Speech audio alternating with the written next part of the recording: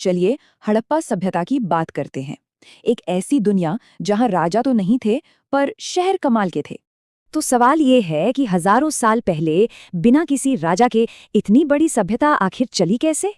इस पहेली को समझने के लिए दो बड़े इतिहासकारों की राय देखते हैं। एक तरफ एक जैसी ईंटें बताती हैं कि सब बराबर थे, पर कुछ कीमती चीजें भी मिली हैं। तो क्या समाज बटा हुआ था? उपेंद्र सिंह कहती हैं समाज में ज्यादातर समानता थी। वहीं आर.एस. शर्मा को लगता है कि वर्ग भेद साफ था। मतलब सबूत मिले जुले हैं।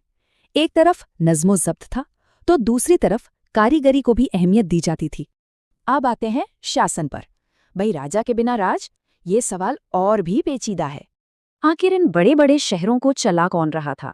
कोई एक सरकार थी क्या? इस पर भी दो थ्योरी हैं। एक कहती है कि व्यापारी मिलकर राज करते थे, दूसरी कि शहर अपने अपने में आजाद थे। सोचिए, राजा का कोई महल नहीं मिला, पर पूरे इलाके में एक जैसे वजन और माप इस्तेमाल होते थे। और ये सब मुमकिन हुआ एक मजबूत अर्थव्यवस्था की वजह से। चलिए उसे समझते हैं। सब कुछ शुरू हुआ खेती से। जब अनाज जरूरत से ज्यादा हुआ तो कारीगरी बढ़ी, और फिर दूर दूर तक व्यापार फैला। गेहूं, जौ और चना, खेती और पशुपालन ही उनकी तरक्की की असली नींव थी। उनकी कारीगरी तो देखिए, तांबे, कांसे के औजार, खूबसूरत मूर्तियां और कीमती मनके बनाते थे।